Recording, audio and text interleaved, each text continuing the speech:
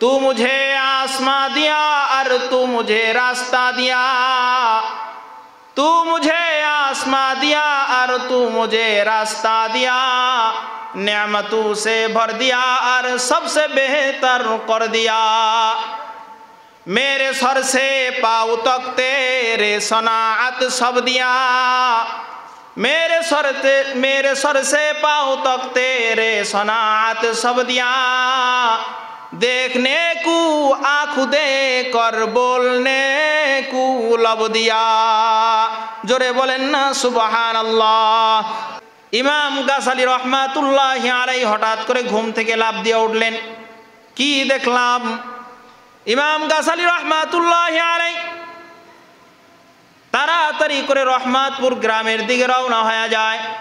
রওনা হয়ে গিয়ে মানুষের কাছে জিজ্ঞাসা যে আব্দুর রহমান নামে কোনো ব্যক্তি এই গ্রামের মধ্যে মারা গেছে কিনা, আব্দুর রহমান নামে কেউ মারা গেছে কিনা। কোনো মানুষ তাকে চিনে না। ইমাম গাज़ালি রহমাতুল্লাহি আলাইহি আবার কিছু দূর হাঁটতে লাগলেন।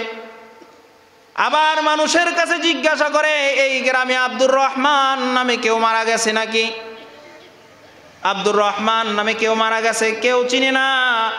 মাঝখান দিয়ে এক লোক বলে আব্দুর রহমান নামে কাউকে চিনি না, কিন্তু এটা জানি ওই গ্রামের শেষ মাথায় একটা কাঠুরিয়া মারা গেছে। হাবিব সাল্লাল্লাহু আলাইহি ওয়াসাল্লাম বলেন, কোরআনে মজলিস যখন কোরআনের কথা বলা হয় মজলিসে, আল্লাহ রাব্বুল আলামিন তখন ওই মজলিসের প্রত্যেকটা ব্যক্তির উপরে সাকিনা নাজিল করেন। এই জন্য আমরা মজলিসের গুরুত্ব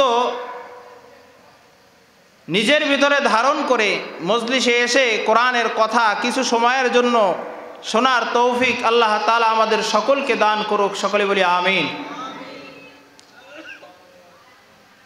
দুনিয়ার ভিতরে আল্লাহ রাব্বুল আলামিন বহু অসংখ্য মানুষ আল্লাহ তাআলা দুনিয়াতে পাঠিয়েছেন। অনেক মানুষকে আল্লাহ তাআলা পরিপূর্ণ অঙ্গ দিয়েছেন, অনেক মানুষকে আল্লাহ তাআলা পরিপূর্ণ অঙ্গ দেন নাই।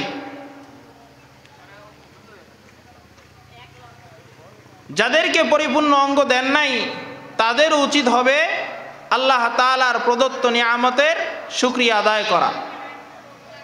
যাদেরকে আল্লাহ তাআলার নিয়ামত পরিপূর্ণভাবে দিয়েছেন তাদের উচিত হবে আল্লাহ তাআলার প্রদত্ত নিয়ামতের শুকরিয়া আদায় করা। হাত আল্লাহ রাব্বুল আলামিন আমাদেরকে দান করেছেন,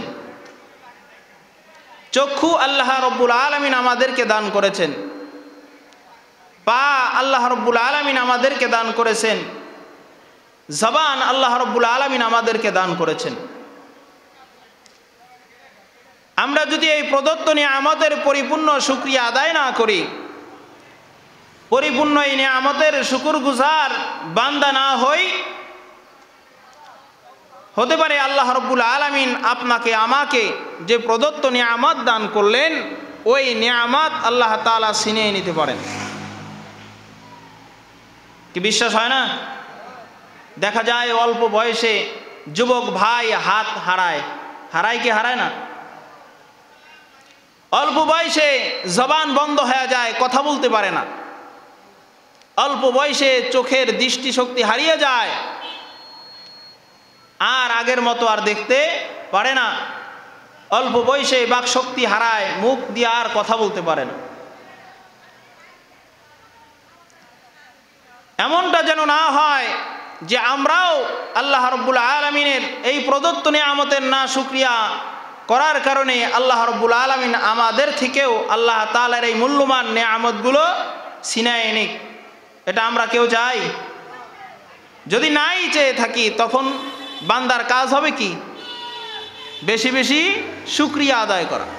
আল্লাহ রাব্বুল আলামিন কোরআনুল কারীমের ভিতর বলেন, লা ইন শাকারতুম লা আযীদান্নাকুম ওয়া লা ইন কাফারতুম ইন্না আযাবি লাশাদীদ।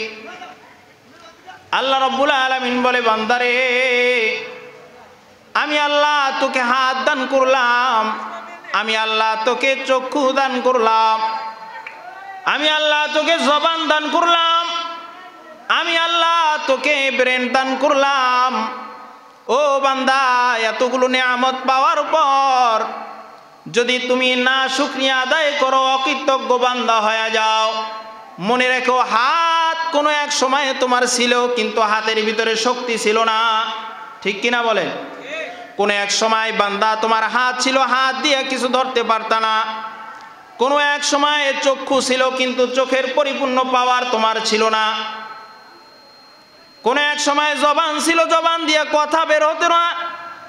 কোনো এক সময় পা দিয়েছিলাম, পায়ে পরিপূর্ণ শক্তি ছিল না। আমি আল্লাহ বড় মায়া করে তোমাকে হাত দিলাম, হাতের মধ্যে শক্তি দিলাম, বাহুর মধ্যে শক্তি দিলাম। আজ তোমার হাতের প্রশংসা সবাই করে, সকলেই তোমার হাতের প্রশংসা করে।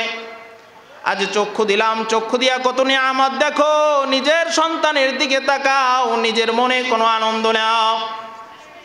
আজকে জবান দিয়া মা বাবাকে ডাক দাও, মাকে মা বলে ডাক দাও, বাবাকে বাবা বলে ডাক দাও। ও বান্দা, মায়ের কলিজা ঠান্ডা হয়, বাবার কলিজা ঠান্ডা হয়ে যায়। আজকে যদি জবানের শুকরিয়া আদায় না করো, কোনো এক সময় হতে পারে আল্লাহ রব্বুল আলামিন এই জবানের শক্তি কেড়ে নিতে পারেন কি পারেন না? কোনো এক সময় চোখের শক্তি আল্লাহ কেড়ে নিতে পারেন। এই জন্য ও মুমিন ভাইয়েরা, বেশি বেশি নিয়ামতের শুকরিয়া আদায় করা। কেমনে নিয়ামতের শুকরিয়া আদায় করা যায়? হাত দিল, হাতের শুকরিয়া আদায় করলাম আলহামদুলিল্লাহ। জবান দিল, জবানের শুকরিয়া আদায় করলাম আলহামদুলিল্লাহ। চোখের পাওয়ার দিল, চোখ দিল, চোখের শুকরিয়া আদায় করলাম আলহামদুলিল্লাহ। পায়ে পাও দান করলে পায়ের শুকরিয়া আদায় করলাম আলহামদুলিল্লাহ। মনে হয় পরিপূর্ণ শুকরিয়া আদায় করা হয়ে গেছে। কি বলেন? পরিপূর্ণ শুকরিয়া আদায় করা হয়েছে?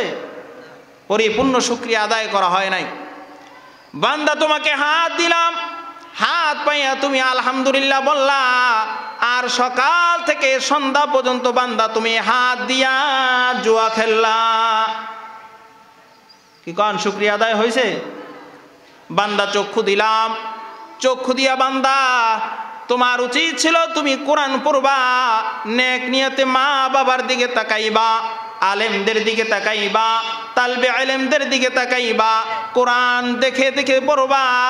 কিন্তু না বান্দা, তোমাকে চক্ষু দান করলাম, চোখ পাওয়ার পরে তুমি সারাদিন সকাল থেকে সন্ধ্যা পর্যন্ত ওই দোকানে বসে টিভির দিকে তাকাইয়া চোখের লজ্জা অর্জন করলা।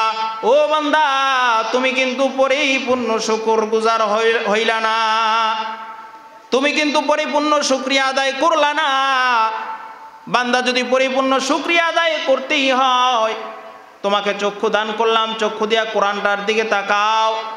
তোমাকে হাত দিলাম, কোরআনটার সাথে একটু হাতটা লাগাও। ও বান্দা, তোমাকে পা দিলাম, পা দিয়া নেকের মজলিসে যাও, মাহফিলে যাও, কোরআনের মাঠে যাও, মসজিদে যাও, তাহলেই পরিপূর্ণ পায়ের শুকরিয়া আদায় করা হবে। কি বলেন? ঠিক কিনা? আলহামদুলিল্লাহ বললাম আর নিয়ামত অপব্যবহার করলাম, শুকরিয়া আদায় হবে না, বরং আরো গুনাহ হবে, আল্লাহ বেজার হবে। এই জন্য নিয়ামতের বেশি বেশি শুকরিয়া আদায় করা, বেশি বেশি নিয়ামতের শুকরিয়া আদায় করা। আল্লাহ রাব্বুল আলামিন বলে, বান্দা নিয়ামতের শুকরিয়া আদায় করবা, নিয়ামতের পরিপূর্ণ শুকরিয়া আদায় করলে আমি আল্লাহ তোমার নিয়ামত বাড়াইয়া দিব। আর যদি না শুকরিয়া আদায় করো, তোমার নিয়ামত ছিনাইয়া নিব। শুধু বিষয়টা এমন নয়, বরং কঠিন আযাবের মধ্যে তোমাকে পাকড়াও করা হবে। এই জন্য বেশি বেশি নিয়ামতের শুকরিয়া আদায় করা। সব কিছু আল্লাহ তাআলা বান্দার জন্য বানালেন। আসমান আল্লাহ বান্দার জন্য বানালেন, জমিন আল্লাহ বান্দার জন্য বানাইলেন, বাতাস আল্লাহ বান্দার জন্য বানালেন, গাছপালা তরুলতা সব কিছু বান্দার জন্য বানালেন।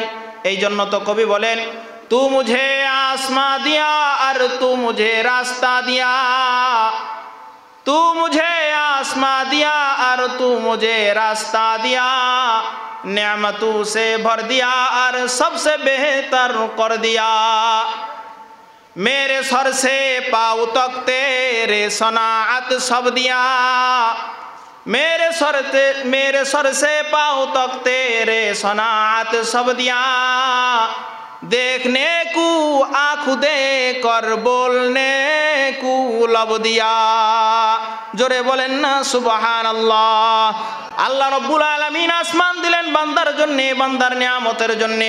জমিনকে আল্লাহ তাআলা বিছানা স্বরূপ দান করলেন। ও বান্দা, আজকে মাথার দিকে তাকাও, মাথা থেকে পা পর্যন্ত পরিপূর্ণভাবে যা কিছু আল্লাহ তাআলা দান করলেন বান্দার নিয়ামতের জন্য। বান্দা, তুমি দুনিয়ার জমিনে ঘুরবা, দুনিয়ার জমিনে সব কিছু খাইবা, দুনিয়ার জমিনে দেখবা সব কিছু আমার নিয়ামত। কিন্তু বান্দা, একটা শর্ত, তুমি আমার নিয়ামত পাওয়ার পর তুমি আল্লাহ তাআলার জ্ঞাপন করবা, কৃতজ্ঞতা জ্ঞাপন করবা। যদি কৃতজ্ঞতা জ্ঞাপন না করো বান্দা, মনে রেখো আমার আযাব কিন্তু বড় কঠিন। সাথে সাথে আল্লাহ কি করেন না? ধরেন না, সাথে সাথে ধরেন না। যেদিন ধরবেন ওদিন আর ছোটার উপায় থাকবে। এই জন্য নিয়ামতের শুকরিয়া আদায় করা। শুকরিয়া আদায় করা এটা সাধারণ কোনো আমল নয়, বড় একটা আমল। অন্যান্য স্বতন্ত্র ইবাদতের মতোই শুকরিয়া আদায় করা একটা ইবাদত। আল্লাহর হাবিব সাল্লাল্লাহু আলাইহি ওয়াসাল্লাম মুআজ ইবনে জাবাল রাদিয়াল্লাহু তাআলা, আল্লাহর হাবিব সাল্লাল্লাহু আলাইহি ওয়াসাল্লামের একজন জলিলুল কদর সাহাবী। একদিন পয়গম্বর সাল্লাল্লাহু আলাইহি ওয়াসাল্লাম মুআজ ইবনে জাবাল রাদিয়াল্লাহু তাআলা আনহুর হাত ধরলেন। এভাবে হাত ধরলেন মুআজ রাদিয়াল্লাহু তাআলা আনহুর। আল্লাহর হাবিব সাল্লাল্লাহু আলাইহি ওয়াসাল্লাম হাত ধরে বললেন, মুআজ, আল্লাহর কসম, ও মুআজ, আমি তোমাকে বড় ভালোবাসি। সুবহানাল্লাহ কইবেন না? কে বলতেছে? মুহাম্মদ সাল্লাল্লাহু আলাইহি ওয়াসাল্লাম কাকে বলতেছে? মুআজ ইবনে জাবাল রাদিয়াল্লাহু তাআলা আনহুকে বলতেছেন, ও মুআজ, আল্লাহর কসম করে বললাম আমি তোমাকে ভালোবাসি। একবার দুইবার নয়, তিনবার পয়গম্বর সাল্লাল্লাহু আলাইহি ওয়াসাল্লাম বলে, মুআজ, আমি তোমাকে বড় ভালোবাসি, তোমাকে বড় মহব্বত করি। হযরতে মুআজ রাদিয়াল্লাহু তাআলা আনহু বড় অবাক হয়ে গেলেন। ভালোবাসা এটা তো স্বাভাবিক, পয়গম্বর আমাদেরকে ভালোবাসতে পারেন, আমরাও পয়গম্বরকে ভালোবাসতে পারি, এটা সাধারণ একটা বিষয়। কিন্তু বড় অবাক করার বিষয়, পয়গম্বর একবার দুইবার নয়, তিনবার কসম কেন করলেন? তিনবার কসম করে বললেন, মুআজ, আমি তোমাকে বড় কি করি? মহব্বত করি, ভালোবাসি। হযরতে মুআজ রাদিয়াল্লাহু তাআলা তিনিও বললেন, আল্লাহর কসম, ও পয়গম্বর, আমিও আপনাকে ভালোবাসি। সুবহানাল্লাহ বলেন না? মনে হয় সুবহানাল্লাহ বললে গুনাহ হবে, কি বলেন? মুআজ ইবনে জাবাল রাদিয়াল্লাহু তাআলা আনহু বড় অবাক হয়ে গেলেন। কারণ পয়গম্বর সাল্লাল্লাহু আলাইহি ওয়াসাল্লাম ছোটবেলা থেকেই মক্কার ভিতরে প্রসিদ্ধ ছিল আল আমিন, বিশ্বস্ত ব্যক্তি, যার জীবনে কোনো মিথ্যা নাই, যার জীবনে কোনো ধোঁকা নাই, যার জীবনে কোনো বাটপারি নাই। তিনি কেন কসম করে বললেন, ও মুআজ, আমি তোমাকে বড় ভালোবাসি? আল্লাহর হাবিব সাল্লাল্লাহু আলাইহি ওয়াসাল্লাম এবার বলেন, ও মুআজ, ভালোবাসার মানুষকে হাদিয়া দিতে হয়। কি দিতে হয়? ভালোবাসার মানুষদেরকে উপহার দিতে হয়, উপঢৌকন দিতে হয়। ও মুআজ, আমি তোমাকে বড় ভালোবাসি যেহেতু বলেছি, আমি পয়গম্বর তোমাকে একটা হাদিয়া দিতে চাই। সুবহানাল্লাহ বলেন না? আমি তোমাকে একটা হাদিয়া দিতে চাই। মুআজ রাদিয়াল্লাহু তাআলা আনহু আগের থেকে আরো অবাক হয়ে গেলেন। আমি মুআজকে পয়গম্বর সাল্লাল্লাহু আলাইহি ওয়াসাল্লাম হাদিয়া দিবে। ভালো করে একটু লক্ষ্য করেন, আল্লাহর হাবিব সাল্লাল্লাহু আলাইহি ওয়াসাল্লাম যে স্বীকৃতি দিয়েছেন, মুআজ, আমি তোমাকে ভালোবাসি, এটাই তো অনেক বড়। কার ভালোবাসা? রাসূলের ভালোবাসা কে না চায়? রাসূলের ভালোবাসা কে না চায়? আমরা তো বহুত জনার ভালোবাসা চাই, কিন্তু রাসূলের ভালোবাসা শুধু এই মুখ পর্যন্ত, এরপরে আর বাস্তবে দেখা যায় শুধু মুখেই দাবি করে যে রাসূলের ভালোবাসা আমাদের দরকার। কিয়ামতের ময়দানে যদি বাঁচতেই হয়, ভয়াবহ আযাব থেকে যদি বাঁচতেই হয়, 4 জনার ভালোবাসা দরকার। কয় জনার? আওয়াজ দিয়ে কয় না, কয় জনার? 4 জনার ভালোবাসা দরকার। আল্লাহ রাব্বুল আলামিনের ভালোবাসা দরকার, পয়গম্বর সাল্লাল্লাহু আলাইহি ওয়াসাল্লামের ভালোবাসা দরকার, কোরআনের ভালোবাসা দরকার, সকল মুমিনদের ভালোবাসা দরকার। কয়জনের ভালোবাসা দরকার? 4 জন ব্যক্তির 4 জনার ভালোবাসা দরকার। কিয়ামতের দিন বাঁচতে হয়। সকল ভালোবাসার আলোচনা করার সময় আমি পাবো না।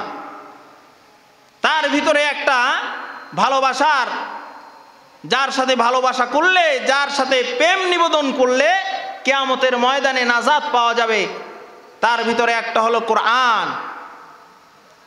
কোরআনের সাথে যদি আমাদের ভালোবাসা পরিপূর্ণভাবে হয়ে যায়, কিয়ামতের ময়দানে আল্লাহ রাব্বুল আলামিন ওই ভয়াবহ আযাব থেকে আপনাকে আমাকে বাঁচাবে।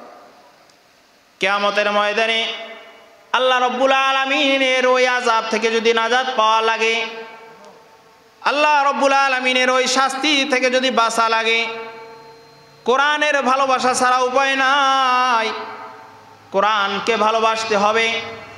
কেন? কিয়ামতের ময়দানে আল্লাহ রাব্বুল আলামিনের সাথে ওই কোরআন, আল্লাহ রাব্বুল আলামিনের সাথে বান্দার জন্য তর্ক করবে। সুবহানাল্লাহ বলেন না? কিয়ামতের ময়দানে আল্লাহ রাব্বুল আলামিনের সাথে কোরআন তর্ক করবে। আল্লাহ রাব্বুল আলামিনকে বলবে, আল্লাহ, হয় তোমার এই বান্দাকে তুমি নাজাত দিবা, জান্নাত দান করবা, না হয় আমি যে তোমার কালাম তুমি অস্বীকার করবা। পেশটা কোন জায়গায় লাগাইবে দেখছেন? হয় তুমি এই বান্দাকে মাফ করবা, আর না হয় আমি যে তোমার কালাম, আমি যে তোমার কথা, এটা তুমি অস্বীকার করবে। আল্লাহ রাব্বুল আলামিন কোরআনকে অস্বীকার করবে? তা দ্বিতীয় অপশন, মাফ করাই লাগবে। যেহেতু আল্লাহ রাব্বুল আলামিন কোরআনকে অস্বীকার করবে না, সুতরাং বান্দাকে আল্লাহ রাব্বুল আলামিন জাহান্নাম থেকে মুক্তি দান করে জান্নাতের মেহমান বানাবে। আওয়াজ দিয়া বলেন না সুবহানাল্লাহ। এই জন্য কোরআনের সাথে সম্পর্ক রাখা লাগবে। ও বান্দা, জবানের যদি পরিপূর্ণ শুকরিয়া আদায় করতে চাও, তাহলে জবানের দিয়া আল্লাহ রাব্বুল আলামিনের কোরআনুল কারীম তেলাওয়াত করা লাগবে, জবান দিয়া কোরআনুল কারীমের তেলাওয়াত করা লাগবে, চোখ দিয়া কোরআনকে দেখা লাগবে, কোরআনকে ধরা লাগবে। তাহলে পরিপূর্ণ নিয়ামতের শুকরিয়া আদায় করবা। আর কোরআনকে যে দৈনিক পড়বে, কোরআনের সাথে যে প্রতিদিন প্রেম নিবেদন করবে, কোরআন কিয়ামতের ময়দানে তাকে নাজাতের ওসিলা বানাবে। কোরআনের ওসিলায় ওই ব্যক্তিটা জাহান্নাম থেকে মুক্তি পাবে। যে কোরআনের সাথে প্রেম নিবেদন করবে, ওই ব্যক্তিটাকে জান্নাতের মেহমান না বানাইয়া কোরআন তার পিছু ছাড়বে না। বান্দা পেরেশানি হয়ে যাবে কিয়ামতের ময়দানে। যখন বান্দা পেরেশানি হয়ে যাবে, কোনো উপায় নাই, কোনো সাথী নাই, কোনো বন্ধু নাই, কার কাছে যাবে, কার কাছে গেলে নাজাত পাওয়া যাবে? বান্দা বারবার কিয়ামতের ময়দানে এদিক দৌড় দিবে, ওদিক দৌড় দিবে, কেউ কোনো সাহায্যকারী থাকবে না। কোনো ব্যক্তিকে সাহায্যকারী হিসাবে পাবে না, কোনো বন্ধুকে পাবে না, মা কেউ সাহায্যকারী পাবে না, বাবা কেউ সাহায্যকারী পাবে না, ভাই কেউ সাহায্যকারী পাবে না।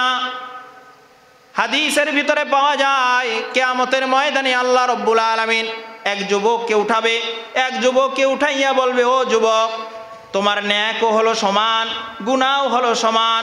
যদি একটা ন্যাক তোমার বেশি হয়, জাহান্নাম থেকে মুক্তি দিয়া তোমাকে জান্নাত দান করব।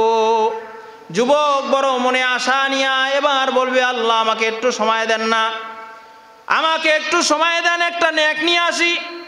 আল্লাহ রাব্বুল আলামিন ওই যুবককে এবার সুযোগ দিয়া দেবে, যুবক এবার দৌড়াইয়া বোনের কাছে যায়, ও বোন, একটা নেকের জন্য আমি বেঁচে গেছি।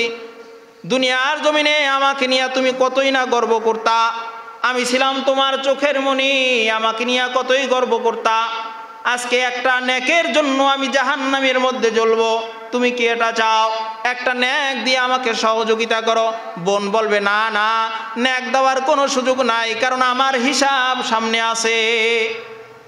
আমার হিসাবে যদি নেক টান পড়ে যায় আমি কোথায় পাবো?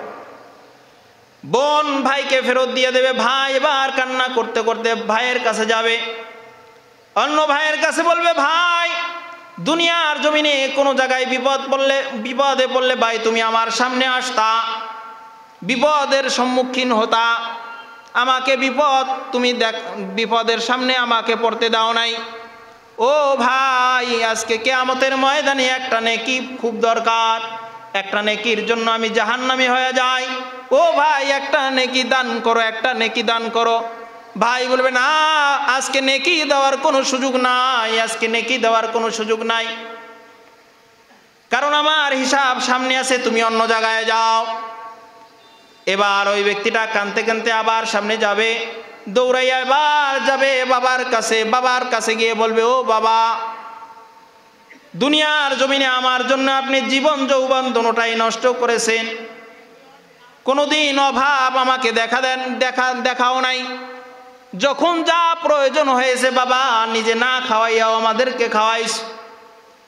আজকে একটা নেকির কারণে আমি জাহান্নামের মধ্যে জ্বলতেছি, জাহান্নামের মধ্যে পড়ব, একটা নেকির দরকার, ও বাবা একটা নেকি দাও। বাবা বলে, কি করব? বাবা বলে, ও সন্তান, একটা নেকি আজকে দেওয়া যাবে না, কারণ আমার হিসাব সামনে আছে। মার কাছে যাবে, মা বলবে, দুনিয়ার জমিনে আমার কোনো, কান্না করতে করতে দৌড়াবে। ওই যুবকের সাথে যদি এবার কিয়ামতের ময়দানে কোনো ব্যক্তিটা যদি এমন পরিস্থিতির মধ্যে পড়ে যায় আর দুনিয়ার জমিনে যদি কোরআনের সাথে সম্পর্ক তার হয়ে যায়, দেখবে যুবক কান্না করে আর দৌড়ায়, কিন্তু তার মাথার উপরে এক খণ্ড মেঘ, অথবা অন্য বর্ণনায় পাওয়া যায় পাখির আকারে কোরআন তাকে ছায়া দিতে থাকবে। আর আওয়াজ দিয়ে বলেন না সুবহানাল্লাহ। মেঘের মতো তাকে ছায়া দিতে থাকবে, পাখির মতো তাকে ছায়া দিতে থাকবে।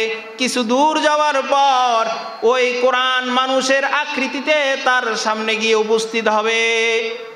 এবার উপস্থিত হয়ে বলবে, ভাই কেন কান্না করতেছো? মনে হয় অনেক পেরেশানি, তোমার মধ্যে অনেক পেরেশানি লক্ষ্য করা যাচ্ছে। যুবক এবার বলবে, হ্যাঁ, কিয়ামতের ময়দানে আজকে ভয়াবহ দিনের মধ্যে খুব পেরেশানির মধ্যে আছি। কোরআন বলবে, তুমি আমাকে চিনো নাকি? যুবক বলবে, এখন তো চেনার সময় নাই, এখন কিভাবে চিনবো, এখন পরিচয় দেওয়ার সময় নাই।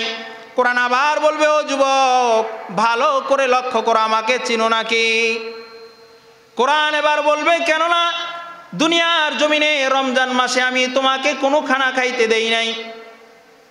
রাতের বেলা ও যুবক আনন্দের ঘুম, আরামের ঘুম তোমাকে আমি ঘুমাইতে দেই নাই। নামাজের ভিতরে কোরআন তেলাওয়াত করেছ, দিনের বেলা না খেয়ে রইছ। ওই যুবক ভালো করে খেয়াল দেখো, ওই দুনিয়ার জমিনে তুমি যার সাথে ভাব করতা, যার সাথে প্রেম নিবেদন করতা, আজকে আমি সেই কোরআন তোমার সামনে উপস্থিত। আজকে আর কোনো তোমার টেনশন নাই, কোনো টেনশনই লাগবে না তোমার।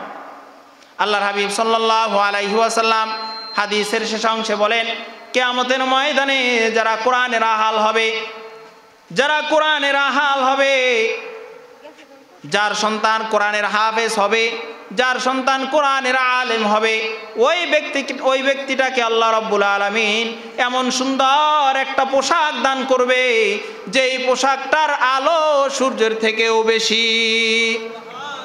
আল্লাহর হাবিব সাল্লাল্লাহু আলাইহি সাল্লাম বলেন, দুনিয়ার কোনো একটা রুমের ভিতরে যদি সূর্যকে আবদ্ধ করা হয়, সূর্যকে আবদ্ধ করা হয় কোনো একটা রুমের ভিতরে, কেমন আলো হবে?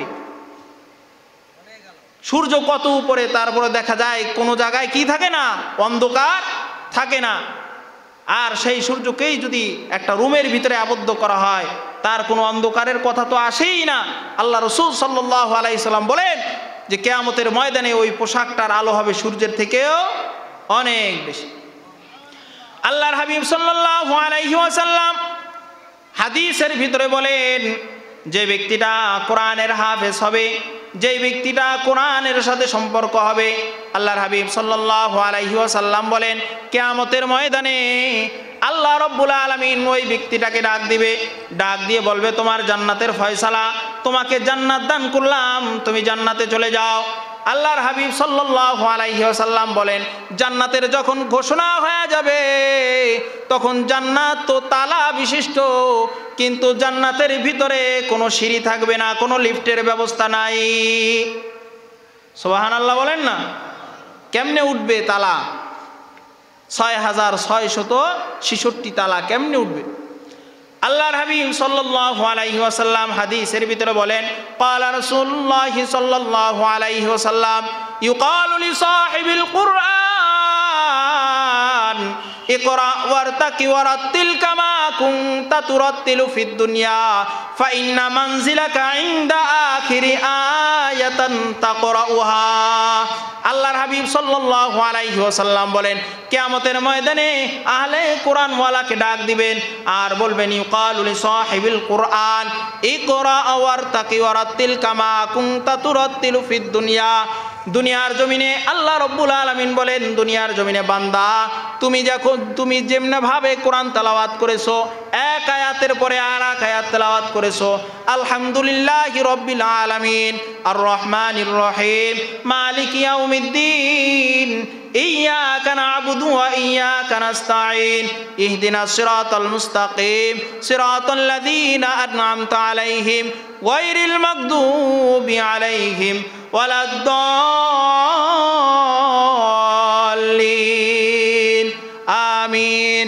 আল্লাহ রাব্বুল আলামিন বলে, বান্দা দুনিয়ার জমিনে তুমি যেমনি ভাবে এক আয়াতের পর আর এক আয়াত তেলাওয়াত করেছো, আজকে কিয়ামতের ময়দানে ইকরা ওয়ারতাকি ওয়ারাত্তিল কামা কুনতা তুরাত্তিলু ফিদ দুনিয়া, আজকে তুমি এক আয়াত পড়বা আর এক তলায় উঠবা, আবার এক আয়াত তেলাওয়াত করবা, আবার এক তলায় উঠবা, আবার এক আয়াত তেলাওয়াত করবা, আবার এক আয়াত তেলাওয়াত করবা, আবার এক তলায় উঠবা, এমনি ভাবে তেলাওয়াত করতে করতে করতে করতে যখন বলবা মিনাল জিন্নাতি ওয়ান নাস, তখন তুমি জান্নাতের চূড়ান্ত সীমায় পৌঁছতে পারবা।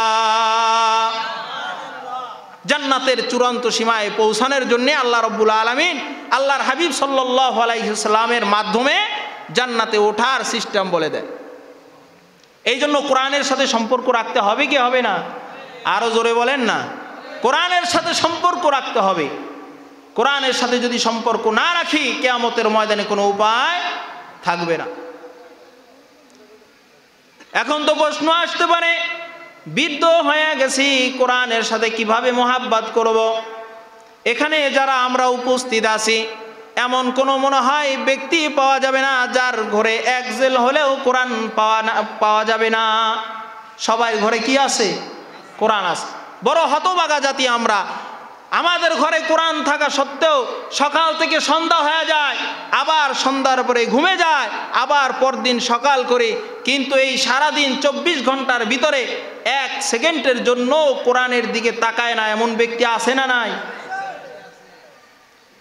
এমন ব্যক্তির অভাব নাই। কোরআন যে ওই যে তাকের উপরে রাখছে ওখানেই আছে, বহুদিন যাবত এই জায়গায় আছে, কিন্তু কোরআনটা নামাইয়া কোরআনের দিকে একটু তাকাইয়া কোরআনের সাথে একটু মহাব্বত করার মানুষ এর বড় অভাব, বড় অভাব। আজকে কোরআনের সাথে মহাব্বত আমাদের করতে মনে চায় না, অথচ যারা কোরআন শরীফ নাও পড়তে পারেন তারপরও কোরআনের সাথে সম্পর্ক করার পদ্ধতি আছে না নাই? আছে। ইমাম গাজালি রাহমাতুল্লাহি আলাইহি গভীর ঘুমের মধ্যে হঠাৎ করে স্বপ্নে দেখে কে যেন বলে, ও গাজালি, ওই রহমাতপুর গ্রামে যাও, ওখানে এক আল্লাহওয়ালা ইন্তেকাল হয়ে গেছে, কিন্তু তাকে জানাজা পড়ার কোনো মানুষ নাই, কাফন পরানোর কোনো মানুষ নাই, গোসল দেওয়ার মতো কোনো মানুষ নাই। ইমাম গাসালি রহমাতুল্লাহি আলাইহি হঠাৎ করে ঘুম থেকে লাফ দিয়ে উঠলেন। কি দেখলাম? ইমাম গাসালি রহমাতুল্লাহি আলাইহি তাড়াতাড়ি করে রহমাতপুর গ্রামের দিকে রওনা হয়ে যায়। রওনা হয়ে গিয়ে মানুষের কাছে জিগায় যে আব্দুর রহমান নামে কোনো ব্যক্তি এই গ্রামের মধ্যে মারা গেছে কিনা, আব্দুর রহমান নামে কেউ মারা গেছে কিনা। কোনো মানুষ তাকে চিনে না। ইমাম গাসালি রহমাতুল্লাহি আলাইহি আবার কিছু দূর হাঁটতে লাগলেন। আবার মানুষের কাছে জিজ্ঞাসা করে এই গ্রামে আব্দুর রহমান নামে কেউ মারা গেছে নাকি, আব্দুর রহমান নামে কেউ মারা গেছে, কেউ চিনে না। মাঝখান দিয়ে এক লোক বলে আব্দুর রহমান নামে কাউকে চিনি না, কিন্তু এটা জানি ওই গ্রামের শেষ মাথায় একটা কাঠুরিয়া মারা গেছে। ইমাম গাসালি রহমাতুল্লাহি আলাইহি দেরি না করে সেখানে চলে গেলেন। গিয়ে দেখে সন্তানরা লাশের পাশে বসে কান্না করতেছে, লাশের পাশে বলে হাউমাউ করে কান্না করতেছে। ইমাম গাসালি রহমাতুল্লাহি আলাইহি এবার সন্তানদেরকে জিজ্ঞাসা করলেন, ও সন্তানেরা তোমরা কেন কান্না করো? সন্তানরা এবার বলে, ও হুজুর আমার আব্বা মারা গেছে, আমার আব্বাকে গোসল দেওয়ার মতো কেউ নাই, জানাজা পড়ানোর মতো কোনো হুজুর পাই না, কাফন দাফন করবে কোনো হুজুর পাই না, মেহেরবানি করে আমার আব্বাকে গোসল করান, জানাজা পড়ান, দাফনের কাফনের ব্যবস্থা করেন। ইমাম গাসালি রহমাতুল্লাহি আলাইহি তাদেরকে আশ্বাস দিয়া বললেন, আর কোনো চিন্তার কোনো কারণ নাই, তোমার আব্বার দাফন কাফন পড়াবো, সব কিছু আমি করব। ইমাম গাসালি রহমাতুল্লাহি আলাইহি তাকে গোসল করালেন, কাফন পরালেন। জানাজা শেষ করে যখন দাফন দিলেন, দেখে দাফন দেওয়ার সাথে সাথে কবর থেকে এত সুন্দর ঘেরান আসে, যেই সুন্দর ঘেরান কোনো আতরের সেন্টের দোকানে পাওয়া যায় না। আওয়াজ দিয়া বলেন না সুবহানাল্লাহ। যেই ঘ্রাণ কোনো সেন্টের দোকানে পাওয়া যায় না, দুনিয়ার কোনো আতরের দোকানে পাওয়া যায় না। ইমাম গাসালি রহমাতুল্লাহি আলাইহি বড় অবাক হয়ে যায়, একজন কাঠুরিয়া মানুষের কবর থেকে এত সুন্দর জান্নাতি ঘ্রাণ কেমনে আস? অবাক হইয়া বাড়ির দিকে রওনা হয়। গিয়ে তার স্ত্রীকে জিজ্ঞাসা করে, বোন আমার, তোমার স্বামীর কি এমন আমল আছে, কি এমন কাজ আছে যার কারণে আজকে কবর থেকে এত সুন্দর ঘ্রাণ বের হয়? মহিলা বলে, আমার স্বামীর কোনো আমল নাই, কিন্তু একটা আমল প্রত্যেক দিন আমার স্বামী করত। যখন আমার স্বামী ফজরের নামাজ আদায় করতেন, ফজরের নামাজ আদায় করে ওই যে দেখেন তাকের উপরে এক জেল কোরআন শরীফ, ওই কোরআন শরীফটা নামাইয়া কোরআন শরীফটা খুলিয়া কোরআন শরীফের উপরে আঙ্গুল টানতেন আর চোখের পানি ফেলতেন। আমার স্বামী কোরআন পড়তে পারতো না, কোরআন শিখে নাই, জানে নাই, কিন্তু প্রতিদিন দেখতাম সকালবেলা ওই কোরআন শরীফটা নামাইয়া কোরআন শরীফের প্রত্যেকটা লাইনের উপরে আঙ্গুল টানতো আর চোখের পানি ফেলত, আর বলতো, আল্লাহ কোরআন শিখতে পারি নাই, কোরআন শিখতে পারি নাই, দারিদ্রতার কারণে কোরআন শিখতে পারি নাই, সময়ের অভাবে কোরআন শিখতে পারি নাই, কিন্তু তোমার কোরআনকে কিন্তু আমি ভুলি নাই। ও আল্লাহ, তোমার কোরআনকে আমি ভুলি নাই। এই বলতো আর চোখের পানি ফেলতো আর কান্না করত। ইমাম গাসালি রহমাতুল্লাহি আলাইহি বলেন, আর বলা লাগবে না, তার কবরের ভিতরে জান্নাতের ঘ্রাণ কি কারণে হয়েছে আর বলার দরকার নাই। আজকে কোরআনের মহাব্বতের কারণে, কোরআনের মহাব্বতের কারণে মৃত্যুবরণ করার সাথে সাথে তাকে জান্নাতি সুঘ্রাণ দিয়ে আল্লাহ রাব্বুল আলামিন ঢাকিয়া রেখেছে। এই জন্য আমাদের কোরআন শেখা দরকার আছে না নাই? আরো জোরে বলেন না, আছে না নাই? যদি আমরা কোরআন শিখতে নাও পারি, বৃদ্ধ হয়ে গেছি, সময় নাই, কিন্তু প্রত্যেক দিন একটা সময়ের জন্য কোরআনের সাথে সম্পর্ক করা, একটা সময়ের জন্য কোরআনের সাথে প্রেম নিবেদন করা, কোরআনের সাথে কথা বলা, আল্লাহ রাব্বুল আলামিন আমাদের সকলকে তৌফিক দান করুক। সকলে বলি আমিন। আল্লাহ রাসূল সাল্লাল্লাহু আলাইহি ওয়াসাল্লাম কোরআনের সাথে মহাব্বত রাখলে আরো কি ফায়দা? কোরআনের সাথে যদি ফায়দা রাখা, কোরআনের সাথে মহাব্বত রাখা যায়, কিয়ামতের ময়দানে কোনো আর ওই ব্যক্তিকে চিন্তা করা লাগবে না। এটা হলো চার ব্যক্তিদের সাথে, চার জনের সাথে মহাব্বত করার একটা হলো কি কোরআনের সাথে মহাব্বত করা, কোরআনের প্রতিষ্ঠানের সাথে মহাব্বত করা, তালবে ইলমদের সাথে মহাব্বত করা, আলেমদের সাথে সম্পর্ক রাখা। এর বিনিময়েও হতে পারে আল্লাহ রাব্বুল আলামিন আপনাকে আমাকে এই ফজিলত দান করতে পারে। ঠিক কিনা বলেন? আরো জোরে বলেন না। ঘুমে ধরে গেছে সবার? মনে হয় ঘুমে ধরছে। অনেক উঠে যাইতেছে, কি কারণে যাইতেছে আল্লাহ মাহমুদ জান। মুখে হয়তোবা আমরা প্রকাশ করি না যে আল্লাহ আপনার কোরআন আমাদের ভালো লাগে না, কিন্তু শরীরের অঙ্গ ভঙ্গিমায় বোঝা যায় কোরআনের ওয়াজ আমাদের ভালো লাগে না। ঠিক কিনা বলেন? কোরআনের ওয়াজ আমাদের কি লাগে না? যুবক, আজান হয়ে যাচ্ছে, মসজিদের মাইক থেকে আল্লাহু আকবারের ধ্বনি আসতেছে, যুবক মসজিদে ঢুকে না, এ কথাও বলে না যে নামাজ পড়বো না, কিন্তু মসজিদের পাশ থেকে পিঠ দেখাই হাঁটতেছে। এটাই দালালত করে যে যুবকের নামাজ ভালো লাগে না, পিঠ দেখাইয়া চলতেছে। আল্লাহ রাব্বুল আলামিন আমাদেরকে এমন মন মানসিকতা থেকে হেফাজত করুক। সকলে বলি আমিন। কোরআনের সাথে সম্পর্ক রাখবো না সম্পর্ক ছিন্ন করব? মহাব্বত করতে হলে দুইটা জিনিস লাগে। মহাব্বত করতে হলে কয়টা জিনিস লাগে? দুইটা জিনিস লাগে। এক হলো তার স্মরণ, দুই নাম্বার হলো তার জন্য জীবন দেওয়া অথবা কারো জীবন নেওয়া। বুঝাইতে পারছি? দুইটা জিনিস লাগে, হয় তার তেলাওয়াত করা, তার জিকির করা, স্মরণ করা, অথবা তার ভালোবাসার টানে নিজে জীবন দেওয়া অথবা অন্যের জীবন নেওয়া। এই মহাব্বতের জন্য দুইটা শর্ত। এই দুইটা শর্ত যদি পাওয়া যায় তাহলে বোঝা যাবে ওই ব্যক্তিটা পরিপূর্ণ কাউকে ভালোবাসে। এখন আমরা যদি দাবি করি আমরা কোরআনকে ভালোবাসি, কোরআনকে ভালোবাসি, এই দাবি যদি আপনি আমি উঠাই, আপনি আমি যদি এই দাবি করি, তাহলে আমাদের সর্বপ্রথম শর্ত হলো কোরআন তেলাওয়াত শিখতে হবে, কোরআন তেলাওয়াতের স্মরণ করতে হবে, কোরআনের সাথে কথা বলতে হবে। দ্বিতীয় নাম্বার, কোরআনকে ভালোবেসে আমি আমার জীবনকে বিলিয়ে দিতে পারি, জীবনকে শেষ করে দিতে পারি। অথবা কোরআনের বিরোধিতা যে করবে তার জীবন কোরআনের ভালোবাসায় আমি নিতেও পারি, হোক সে আমার আপনজন, হোক আমার পর কিংবা আমার আপন, যেই হোক তার জীবন আমি নিতে পারি। কার ভালোবাসায়? কোরআনের ভালোবাসায়। যদি এই দুই ভালোবাসা পাওয়া যায়, দুই শর্ত পাওয়া যায়, পরিপূর্ণ সে কাউকে ভালোবাসে। এই দুইটা শর্ত আমাদের রাখতেই হবে।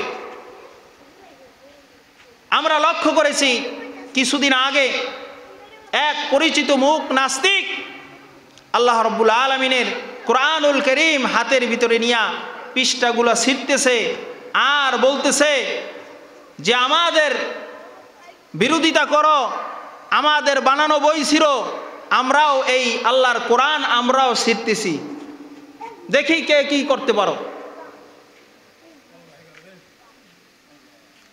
আমার তো মনে হয় ওকে যেই জায়গায় পাওয়া দরকার, যেই জায়গায় পাবে সেই জায়গায় ওকে হত্যা করা দরকার।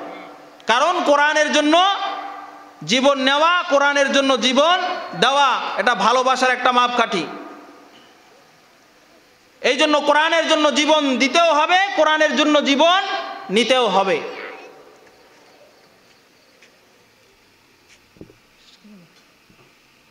আমাদের মাঝে প্রধান অতিথি সাহেব এসে পড়েছেন, আমার ওস্তাদ হযরতুল আল্লাম হাফেজ মাওলানা ইব্রাহিম লক্ষ্মীপুরী সাহেব হুজুর। আল্লাহ রাব্বুল আলামিন তার হায়াতের ভিতরে তারাক্কি দান করুক, এলেমের ভিতরে বারাকাত দান করুক। সকলে বলি আমিন। আরো জোরে বলেন না আমিন। আল্লাহ রাব্বুল আলামিন সকল পেরেশানি থেকে আল্লাহ রাব্বুল আলামিন তাকে হেফাজত করুক। সকলে বলি আমিন।